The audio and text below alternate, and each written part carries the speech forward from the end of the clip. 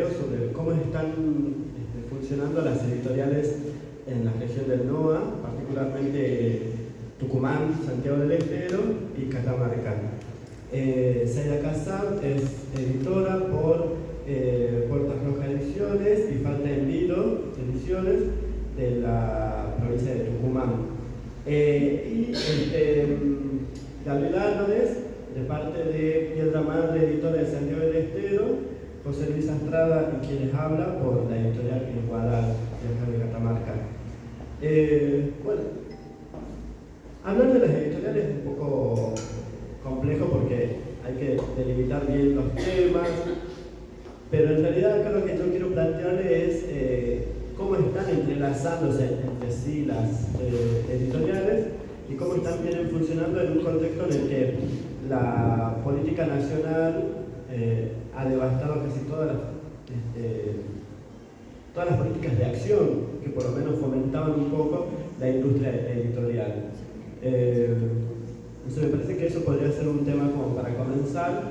¿Te parece, Sai? Sí, perfecto. Muy buenos días. Como bien dice acá Víctor, trabajo, digamos que estoy bajo la dirección y la edición de lo que es Falta en Vilo Ediciones y estoy en la edición de lo que es Puerta Roja Ediciones. Laburo en sociedad con mi colega que es Daniel Caranza, quien está en viaje y va a participar también del festival, ya lo van a conocer. Un poco para poner en contexto, me gustaría contarles algo que es para mí un fenómeno particular de Tucumán. ¿A qué me refiero? Entre 2017 y 2019 hubo un fenómeno muy a pulmón, digamos, muy de iniciativa particular de un grupo de poetas, escritores, narradores, que empezaron a hacer en lo que sería todo lo que es el recorrido de la ciudad, distintos performances, festivales, encuentros, ciclos, y generó un efecto de ebullición, un efecto de curiosidad. Entonces hubo un acercamiento por todo lo que es la comunidad literaria a la idea de la producción y posteriormente la publicación. Yo lo interpreto de esa forma. ¿Por qué lo refiero? Porque sucedió el fenómeno de un boom editorial en Tucumán. Le digo boom porque para una provincia que surjan 5 o 6 editoriales en ese tiempo es un boom, podemos hablar de un boom editorial. Voy a nombrar algunas, son varias, seguro me olvido, me gusta nombrar lo que sucede, lo que existe. Surgió, Falta en Vilo Ediciones, surgió Modo Ambiente, ya estaba Curiticaca, surgió Gerania, surgió La Cascoteada, que encima se conforma La Cascoteada después posteriormente como una cooperativa editorial, surgió Puerta Roja, me olvido seguro de varias, La Dichosa, es decir, si sigo voy a seguir. Había un boom, ¿sí? No todas hasta el día de hoy existen, pero varias sí persisten y mantienen una producción constante.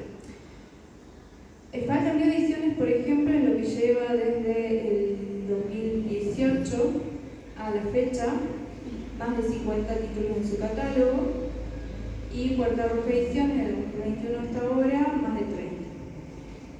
¿Qué es lo que quiero decir con esto? No solo es un fenómeno de la editorial en la que estoy, sino que no solo surgieron, sino que la producción era interesante. Estamos hablando de más de 5 títulos por año, algunas inclusive hasta 6. En los últimos 2 años, si bien el trabajo, digamos, editorial es complicado, hay que remarla, y el panorama como una editorial independiente siempre ha sido cruento, sí siento que a medida que han pasado los años, especialmente los últimos 2 años, se ha vuelto más complicado, ¿no? Se ha traducido por ahí en el panorama editorial de Tucumán en que las publicaciones se han reducido por editorial a 2 a 3 por año.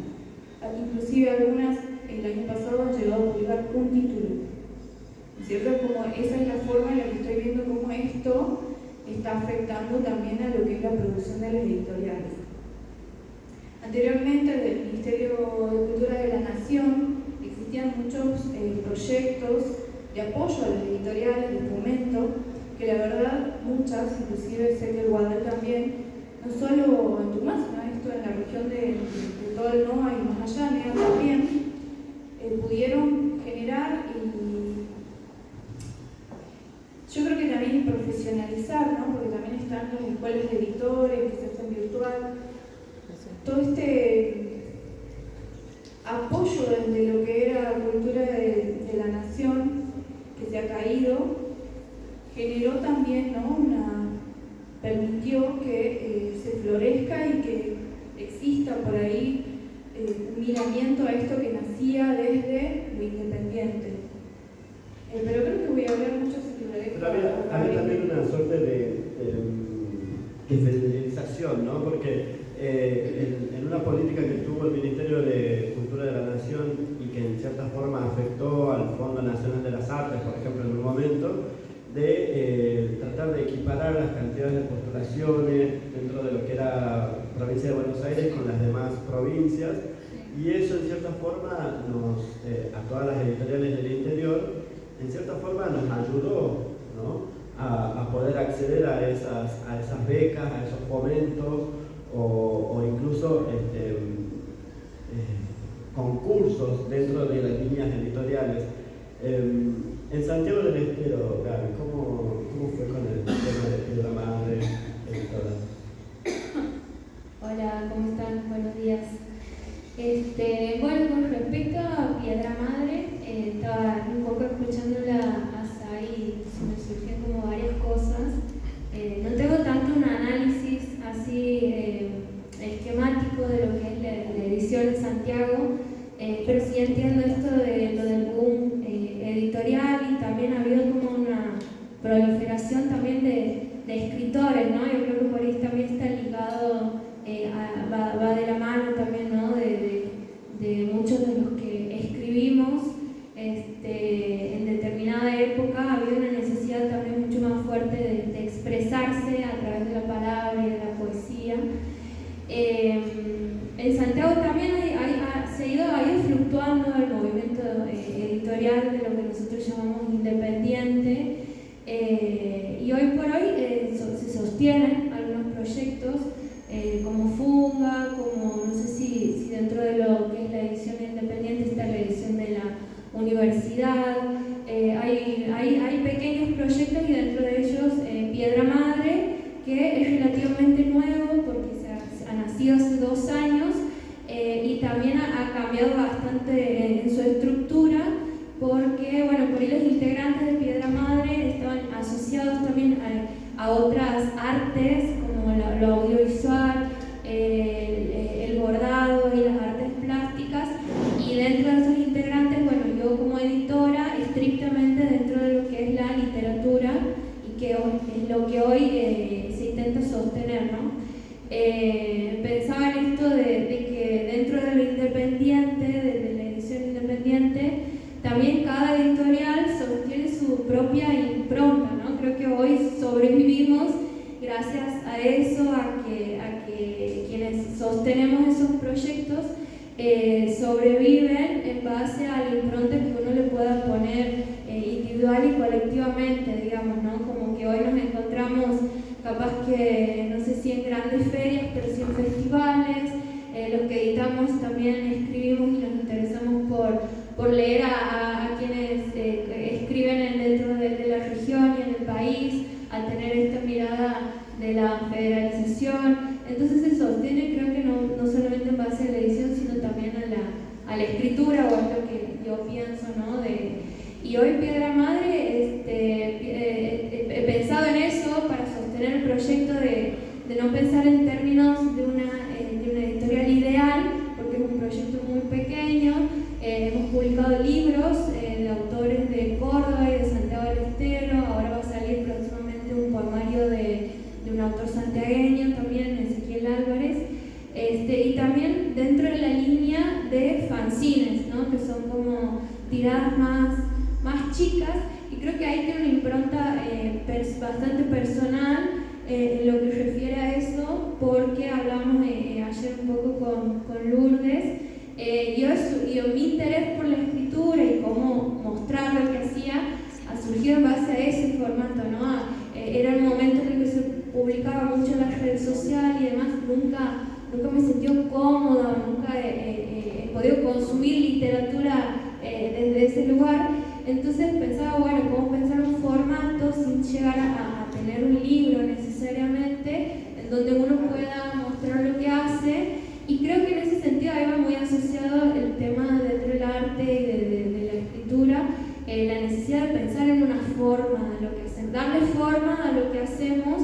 Creo que tiene que ver un poco con esto del fanzine, ¿no? Como algo más, pensar una serie, pensar un tono, pensar un tema, pensar a qué público, digamos, en dónde le puedo ofrecer al material, no pensarme tanto en mí como autora, que por ahí yo siento que en las redes sociales eso se tiene mucho en cuenta, como que se prioriza el autor o autora y no nada. Creo que yo quería como sacar la figura del autor o autora y que se priorice la palabra. De hecho, yo voy a una feria en sus distintos formatos, ferias chicas, ferias más grandes. En ese momento estaba la FLIA, la FLIA. También esto, ¿no?, de cómo una época marca un contexto de cómo se produce. Y me encanta poder agarrar un objeto y leerlo, y si me gusta me lo llevo, no me importa el autor, ¿no? Sino es la búsqueda que yo estoy teniendo en ese momento. Entonces creo que también la edición por ahí tiene que ver con eso. Y también Piedra Madre, o sea, hay editoriales independientes que realmente viven de eso, es un esfuerzo y un trabajo enorme. Hay otras editoriales que no, que como Piedra Madre, ¿no?, en donde solamente, o sea, la tirada es muy pequeña, de autores, digo, en el nombre de autores, y se produce un libro, se vende, eso se invierte en el próximo libro, ¿no? O sea, está como mucho más simplificado en ese sentido. Y bueno, y hoy se sostiene así, hay que ver la forma, digamos, de si hay que achicarlo, el proyecto se achica para poder sostenerse, digamos, ¿no? Un poco estamos en eso. Acá una pregunta para Guadal y parte del video. Las dos editoriales han tenido una mirada tanto a la tradición como a los nuevos poetas, ¿no? ¿Nos querés hablar de esas dos colecciones, Zaira, y desde Guadal hablar de Seis Miles y de Chinitas, ¿les parece? Sí.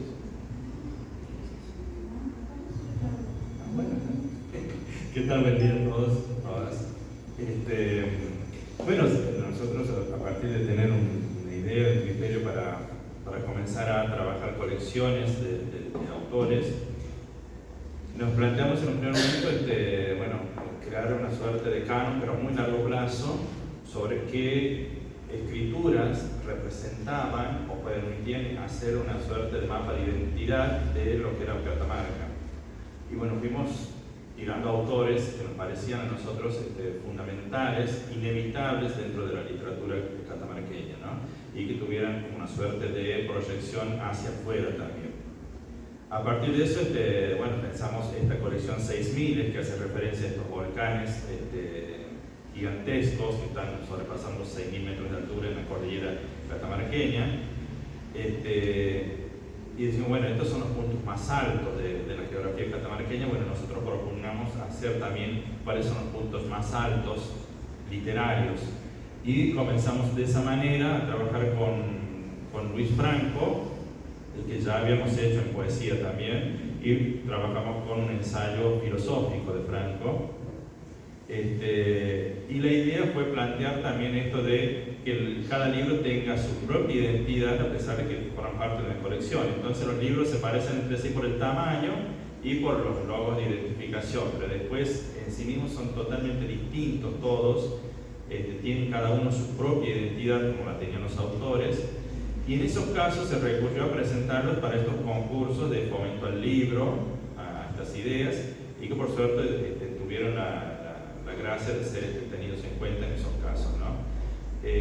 Y poder hacer eso representa un trabajo muy arduo, porque es trabajar con la obra de autores muy consagrados dentro de la literatura catamarqueña, y hay que cuidarlo más todavía, porque nosotros estamos proponiendo una nueva edición de un libro que ya tiene su lugar dentro de la literatura de Argentina incluso, y es ubicarlo nuevamente, digamos, en un escenario nuevo para autores nuevos, donde va a ir dialogando con otras cuestiones que tienen que ver con los artistas plásticos que van a diseñar sus tapas, los que están, porque generalmente nuestros libros de la colección 6000 están siempre por dos artistas, el que hace todo el retrato del autor, más una ilustración, que son obras originales, que no están ni siquiera a la venta después, porque son hechas exclusivamente para la editorial, y eso es un trabajo enormísimo, pero que obedece a un criterio muy establecido y mucho laburo, y hay que pensar que también que nosotros trabajamos de otra cosa, porque ojalá viviéramos de la editorial, pero no pasa.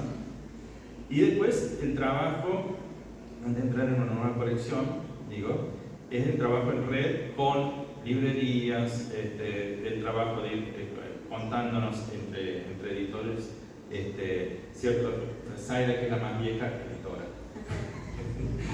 Sí. Contarnos, bueno, miren, si están haciendo esto, se puede hacer así, convidarnos conocimiento.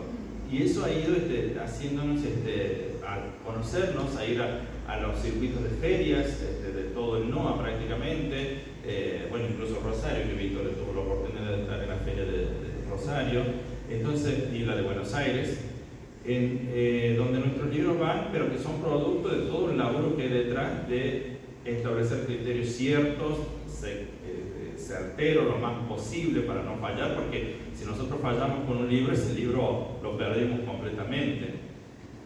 Después, el último es de esos de Paulo Antonio, que nosotros decidimos hacer una novela, pero hemos pensado en primer momento, y después nos dijeron, bueno, pero sería bueno porque estos temas también aparecen en la segunda, y fue una trilogía, en un solo libro, 3 libros en uno solo, y donde también nuevamente esto de convocar a un artista plástico para la tapa, a otra artista plástica para el retrato del autor, y trabajar mucho con la lectura de su obra, y encontrar que a pesar de que ya habían pasado por correctores de otras editoriales, había un pequeño error, como pasa todo, por Seix Barral incluso, y ver que había un error y corregirlo para que la obra quizás se nos pasó otro error a nosotros, pero para que sea lo más perfecta posible, porque no tan solo, bueno, con Pablo Antonio, esto ya lo dije alguna vez, pero lo insisto, nos unía además una amistad muy fuerte, entonces era como cuidar doblemente, ¿no?, al autor, al escritor consagrado, pero también al amigo nuestro, ¿no? Y bueno, y esos son una serie de aristas que uno va a tener en cuenta a la hora de elaborar estos libros. Después, en la cuestión, eso que mezclamos la tradición con lo contemporáneo, pero la tradición en cuanto a los autores que están todavía vivos escribiendo y los nuevos que van apareciendo, aparece la colección última de poesía de la editorial, que es Colección Chinitas, que es una colección destinada a poesía de mujeres contemporáneas, poetas contemporáneas de Catamarca. Entonces, la mayoría de los libros salieron en dúo, o sea, una artista que ya estaba, digamos, que tenía sus años en la escritura, y otra más o menos nueva. Digo más o menos nueva porque en el caso de Estefanía ya había publicado un libro que había sido una suerte de nuestro bestseller catamarqueño, gracias acá a la editora. Y con nosotros ya es un número un poquito, Estefanía vende muy bien, así que con nosotros también fue nuestro bestseller. Hay que pensar la colección Chinitas como justamente eso, ¿no? Una reunión de mujeres contemporáneas que están escribiendo hoy en día y de distintas generaciones. Los nombres, ya vamos por 5 libros: Celia Sarquís, Estefanía Herrera, María Elena Barrio Nuevo, Valena Reynoso y Graciela Pernacetti. Son los nombres que han surgido hasta ahora, que ya hemos publicado los libros de ellas, y en agosto ya aparece el libro de Lía Cabral, la sexta chinita que tenemos. Esta colección surge a partir de una beca del Fondo Nacional de las Artes, que es lo que nos ha permitido por lo menos costear la impresión de estos libros, el diseño incluso. Entonces, creo que ahí es donde nosotros pensamos que muchas de las políticas nacionales en los concursos nos han facilitado propuestas editoriales, ¿no? Además, yo siempre he pensado, y nos va a pasar en la literatura catamarqueña, que muchos de los autores que siempre nos rondan, los nombres que siempre rondan, son justamente de varones, ¿no? Luis Franco, Jorge Pablo Antonio, Leonardo Martínez, Juan Oscar Ferrara, Monalla, ¿no? Son como nombres de varones, y notábamos que había cierta ausencia, ¿no? Sin menospreciar la presencia absoluta, ¿no? de Rosario Andrade o de Angélica García, pero notábamos que era como poca la presencia de mujeres, y ahí es donde aparecen estos nombres de Celia Sarquí, Estefanía Herrera, y bueno, y estamos notando que también hay una incipiente aparición de nuevas poetas mujeres acá en Catamarca. Yo creo que, y por último, ya de acuerdo con el tema de las chinitas, pero bueno, estamos muy contentos con esto, es que el tercer número de la colección 6000 va a estar dedicada a Rosario Andrade. Ya estamos trabajando con ese libro, que va a ser también su trilogía andina, así que bueno, estamos muy contentos con poder tener dentro de la colección 6000 la presencia y la poesía de Rosario Andrade, así como el ensayo en Luis Franco, las novelas en Jorge Pablo Antonio. Creemos que uno de los puntos más altos que tiene la literatura de Catamarca es la poesía de Rosario Andrade, con toda su poeta mítica, ¿no? Poesía mítica. Así que, bueno, ahí...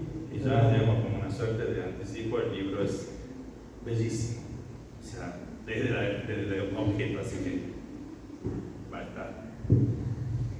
Bueno, lo escuchaba un poquito con respecto a esto de chinitas, ¿no? Y de esta búsqueda por ahí de qué es lo que está faltando o qué es lo que uno no está conociendo o no está sabiendo.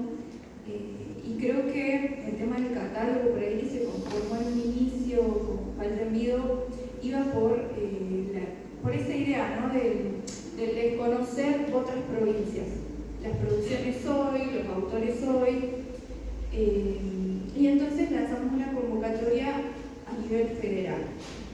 Estas convocatorias a nivel federal, tanto de poesía como de narrativa, nos dieron la oportunidad de poder llegar a distintas provincias desde el conocimiento, desde la toma de conocimiento, y generar redes, que por ahí es lo que más nos importaba, ¿no? Dejar de hablar del centro y de la periferia y generar o ver cuáles son los puntos que hay a lo largo del mapa que por sí mismos son, y vincularlos.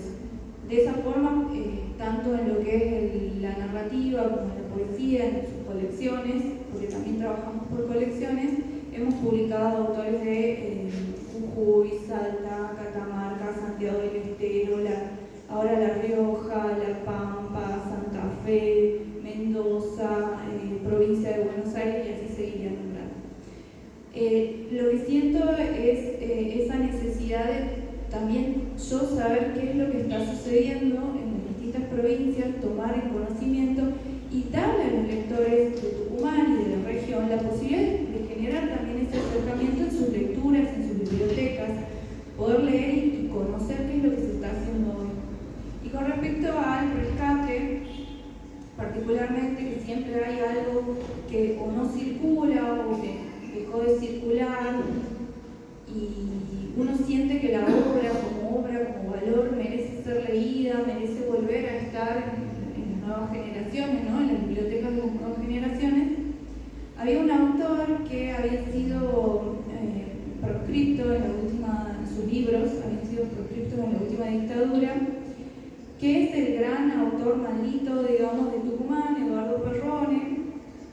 Falleció en la indigencia, en un vagón, y tenía tenía una cantidad de títulos publicados en su momento, estamos hablando de los 70 a los 80. 4 habían sido editados por Edición de la Flor, los primeros 3 me parecen, y dejaron de circular entonces por esta porque aparte él tenía una mancha, ¿no?, que había sido acusado injustamente y que lo persiguió hasta el final de su vida. Obras que tienen un valor no solo en lo literario, sino también en lo que dicen, lo que exponen, ¿no? Son de denuncia social, pero también hablan de un Tucumán cruento, hablan de una realidad social del AMPA tucumano, dan cuenta por ahí de las cosas que están, que suceden, que por ahí desconocemos y que está bueno ver, saber. Los 4 títulos fueron publicados en una serie homenaje, tanto Preso Común, que es el primero, Visita Francesa y Completo, Días de Reír y Días de Llorar, y Los pájaros van a morir a Buenos Aires. Me parece que es muy interesante cómo las editoriales por ahí tienen esa doble mirada, ¿no?, de qué es lo que está sucediendo ahora, quién está escribiendo ahora, qué me interesa acercar, ¿no?, a los lectores, pero también qué se dejó y qué es necesario volver a traer, ¿no?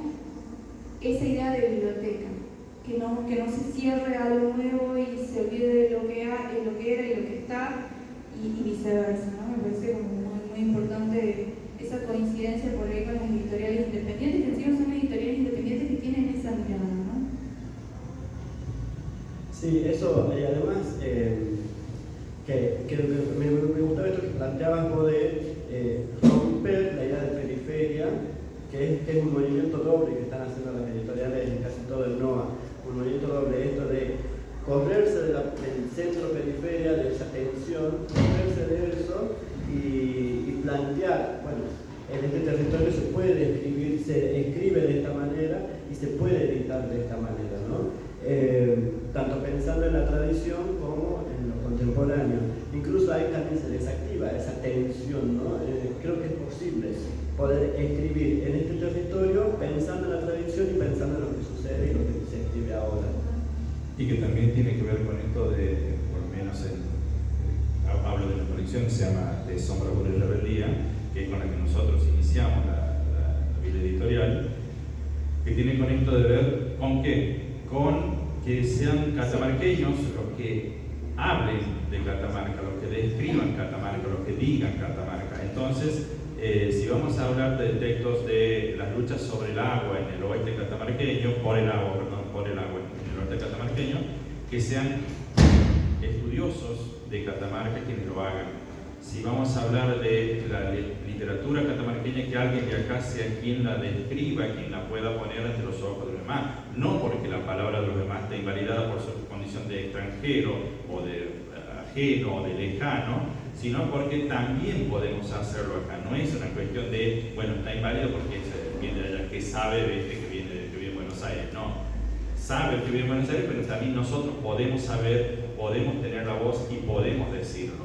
Y entonces poder hacer libros que den cuenta de esa realidad catamarqueña, pero de una realidad cercana, desde el punto de vista de la filosofía, de la sociología, de la crítica literaria, de la historia, y contar esa historia grande que está hecha de pequeñas historias, ¿no? La historia de los hacheros de Andalgalá, de la gente de los grupos que luchaban por el agua en Belén, y así infinito, ¿no? O el rescate, como hace mi compañero, de la literatura de los años 80 del Grupo Umbral, que después de tener un florecimiento había quedado ya en el olvido por lectores o incluso por las editoriales que siguieron estando después, porque no se lo tomaba a la existencia de ese grupo como tal, habían quedado en el olvido, seguían publicando unos 4 o 5 de ellos y el resto, nada, y el grupo quedó en el olvido. Entonces rescatar eso, pero rescatar su literatura como de gente que está produciendo,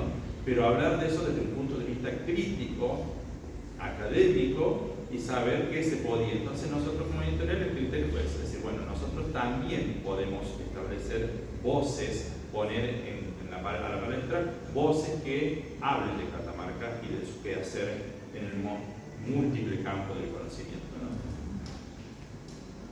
Creo que estamos... No sé si alguien tiene alguna pregunta mínima para hacer, pero bueno, creo que acá el campo editorial en el norte es muy fuerte. Hay editoriales en Salta, Jujuy, La Rioja. Catamarca también ha tenido su boom un poco más tarde, ¿no? Desde el 2021, posterior a la pandemia, fue nuestro boom en Catamarca, con editoriales como El Quebracho Editora de C.S. Sarkis, de Las Bermudas, de Daniel Ovejero, El Chelco de Gabriela Borgia, Cerro Negro de Traverso, de Enrique Traverso. Entonces, Maíz Rojo también, él tiene 2 sellos editoriales, Cerro Negro y Maíz Rojo. El Trébol, que bueno, persiste todavía, pero el Trébol como también su doble vertiente como librería, comenzaron como librería y después fue un negocio editorial.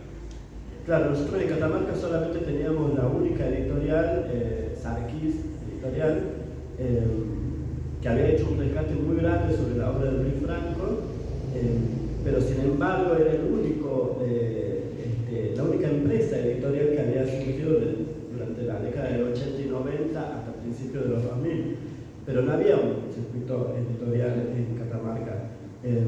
Creemos que después de la pandemia, ahí surgió un florecimiento de editoriales que, bueno, Traverso Enrique está trabajando mucho con escritores y poetas del interior, de Belén, Andalgalá y Santa María. Por ejemplo, Ovejero de Las Bermudas está trabajando más una literatura más de narrativa, novela, de ciencia ficción. Fantástica, de terror un poco también, sí. Creemos que hay un panorama mucho más, mucho mejor hacia adelante, hacia el futuro, solamente que esperamos que se sostenga, ¿no? Claro, aunque bien cierto, sí, ya te digo una cosita. Si bien es cierto que este tiempo, digamos, actual ha venido que hay un ataque sistemático y enfervorizado hacia la cultura, ha venido como a golpear muy fuertemente a las ideas editoriales, a las casas editoriales. Bueno, estamos persistiendo ahí, hemos entrado en una suerte medio de meseta en cuanto a producir, seguimos produciendo, pero no como estamos. Y bueno, estamos ahí a ver qué pasa. Bueno, no quiero cansar, pero lo que escuchaba y pensaba como en este fenómeno que referís vos por ahí un poco también del boom un poco más tardío acá en Catamarca, lo que yo referí de Tucumán, y si uno por ahí se interioriza puede encontrar más provincias, ¿no? en ese panorama. Y lo que rescato, que me empecé a pensar, es qué interesante que los autores de cada provincia ya no necesitan pensar en editoriales de fuera, de Buenos Aires particularmente, o de Córdoba como para ser publicados, sino que saben que en su propia casa, en su propio territorio, tienen muchas casas editoriales a las cuales recurrir, ¿no? Y que hay muchas casas editoriales en cada provincia pensando, observando, prestando atención, leyendo las producciones en un panorama mucho mayor que la región, ¿no? Eso me parece como muy destacable e interesante, un fenómeno por ahí de estudio más adelante, no sé quién verá y dirá, bueno, somos unos apasionados los editores, ¿no? Somos unos apasionados realmente por lo que leemos, por lo que nos gusta, si no, no estaríamos haciendo esto, que no es muy redituable que digamos, tiene otras recompensas que van por otro lado. Sí, ahí cuando escuchábamos a César Vargas, que decía que todo era trabajo al honor de los editores, de los correctores, de los artistas plásticos, de los corresponsales. Bueno, el trabajo editorial es justamente eso, también un trabajo hacia el honor. Con Gonzalo Reartes, nuestro compañero, planteamos mucho esto del capital simbólico que implica una editorial, y después decimos, bueno, pero y estamos casi en lo mismo, ¿no? Pero no me pagan la luz, digamos. No paga la luz, exactamente. Y todo lo que sostiene también, ¿no? El valor cultural que tiene, las redes que genera, estar en festivales, viajar y estar en ferias, sostener una feria también es un montón, el trabajo que implica, forma parte o sea, no solamente es un libro, digamos, ¿no? que se edita, se maqueta, se diseña y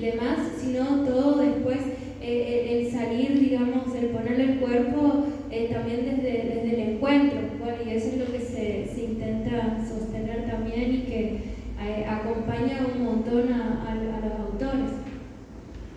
Que si lo aparte yo diría habría que hacerles un chanchán a los autores, ¿no? Porque digo, un festival de poesía y donde los poetas no están, o los poetas que vienen a leer y se retiran y no escuchan a los otros poetas, habría que hacerles un chanchán. Primero como editores, después como colegas editores, ¿no? Hay como organizador del festival, creo que habría que hacerles un llamado de atención también a los poetas que van a escuchar solamente su monólogo. ¿Sí? Me parece. Primero por una cuestión de comunidad, ¿no? Me refiero mucho a esta idea de la comunidad, de crear realmente la comunidad. Nosotros venimos hace ya 5 años generando una red y una comunidad de editores dentro del norte y que también eso creo que ha posibilitado también esto que se ha reunido a partir del norte entero también, ¿no? Una comunidad de poetas. Pero yo siento que acá en Catamarca está costando un poco esa idea de comunidad justamente por el monólogo constante, ¿no? Esto voy, leo y hago que me escuchen, o me escucho yo solo, y me voy, ¿no? Pero creo que habría que hacer un llamado de atención, un chachá, algo, desde algún lado, desde las editoriales, desde la organización. O tomar asistencia. Muchas gracias a todos.